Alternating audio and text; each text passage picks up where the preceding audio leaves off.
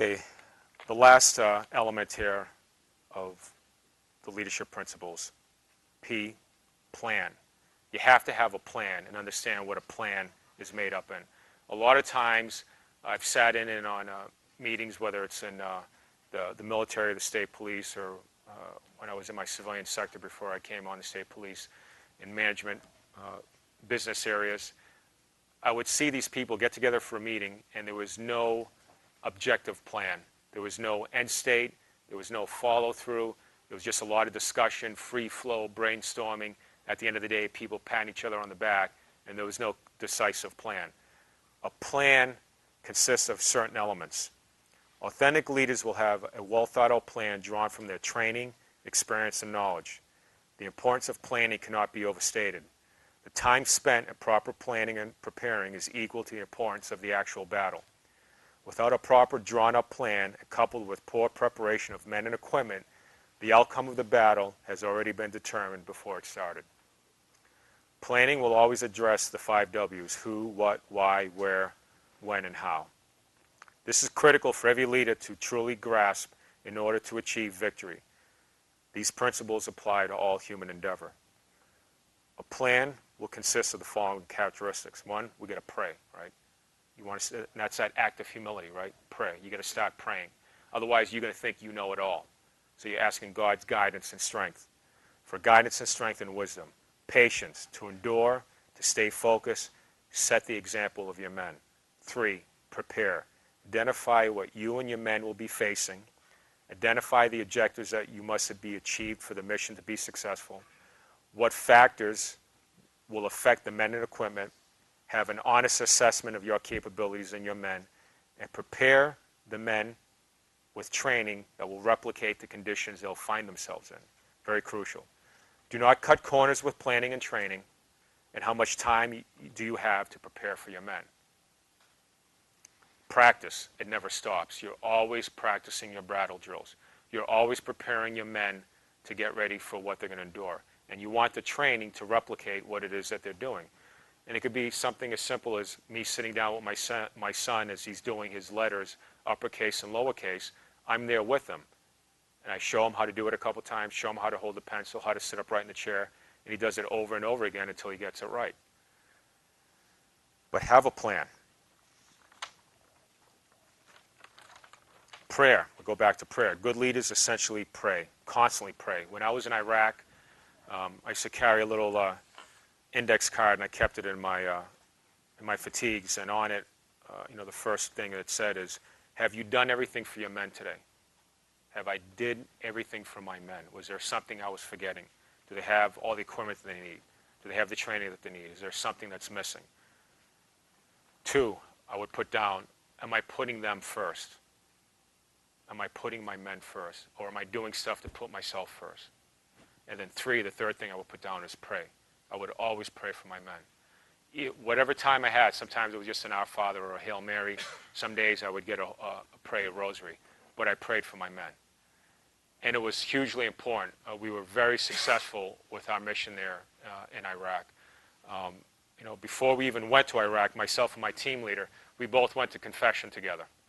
We went to a Benedictine monastery to get right with the man upstairs before we were being sent off to war. So we both went to confession together.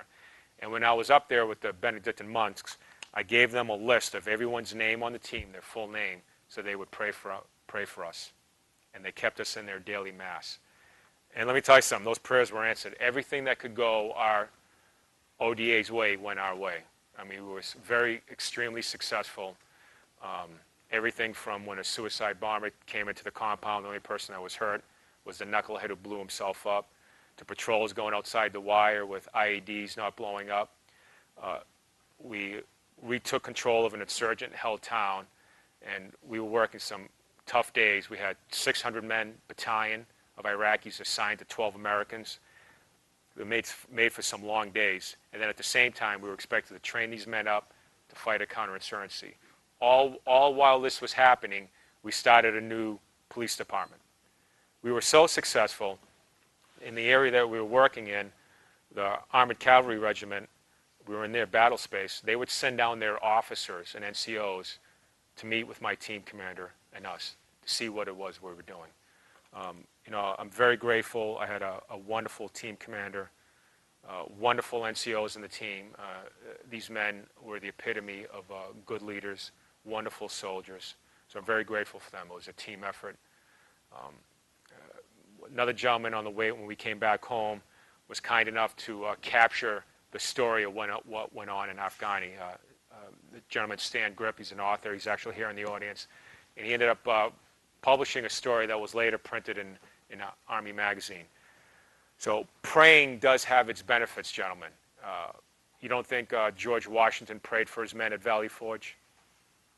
All right, so pray for your men. Pray for your family. You should be doing that daily. Patience. Without plenty of patience, leaders quickly lose focus and perspective during trial and hardship.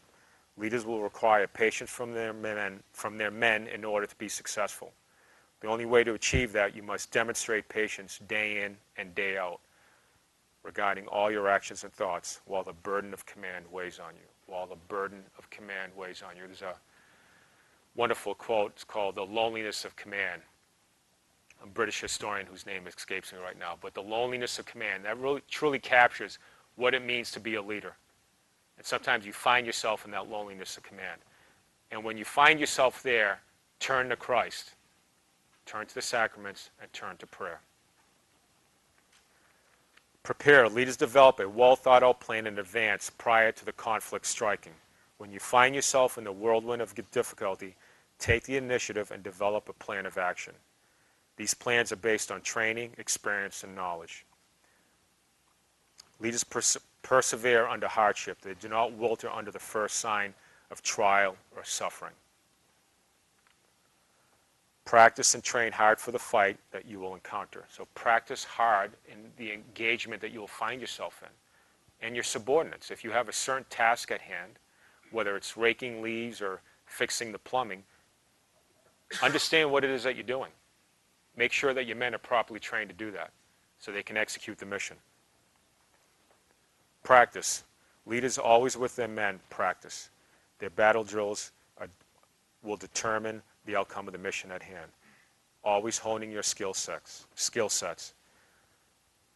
We have a saying in the Army, the more you sweat in training, the less you bleed on the battlefield. The more you sweat in training, the less you bleed in the battlefield. Take these words to heart. Many men have lost their lives or were seriously wounded due to the lack of preparation, failure to train hard, and failure to train to standard. Reflections and examination of your conscience. Do you pray to Christ for strength, guidance, and wisdom? Do you ask Jesus to fill your heart with his peace and perseverance and patience? Do you prepare yourself and the men under your charge for the battle at hand? Do you pray genuinely for your men and for your family? Do you faithfully execute and practice your battle plans? Do you prepare a well-thought-out plan for the engagement that your men and you will be engaged with?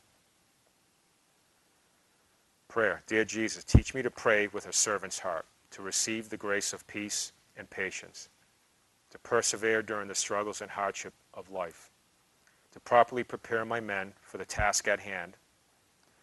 Dear Lord, grant me the desire to be a living example of your 10 commandments, that those around me and under my care clearly see the truth of your words.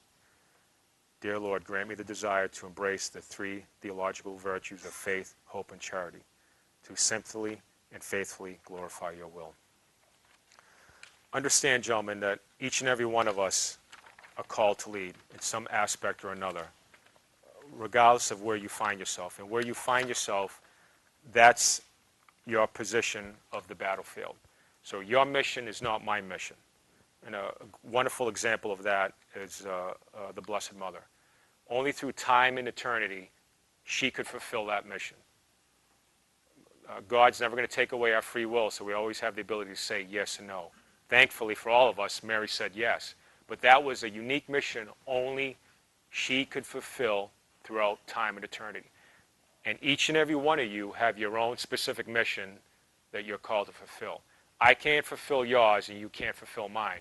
So where you are in life, whatever turmoil you find yourself, wherever you live, how many kids you have, you're dealing with trouble at home, maybe your wife passed away, you're by yourself.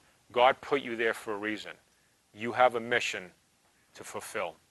And you're only going to know what that mission is until you say yes to him and you start living his commandments and living the faith that he wants us to live. Go to confession. Pray. Take the time to understand what your mission is. It's only through humility and only in saying yes to God will you understand what your mission is, what it is that you're called to do. Each and every one of us is assigned a specific cross, a specific mission. Our act of the will is a precious gift. Just as infinite graces flow from the passion of Christ, so will graces from heaven flow through you carrying your assigned cross of leadership. Many souls will be led to Christ. Endure the weight of your cross, for it glorifies Christ. All of us, whether we choose it or not, are called to lead others towards Christ. Who among us will answer the call? Who among us will pick up and labor under the weight, ridicule, and hardship and glory of carrying your cross to Christ crucified? Gentlemen, keep me in your prayers. I will keep you in your prayers, in my prayers. And God bless each and every one of you. Thank you.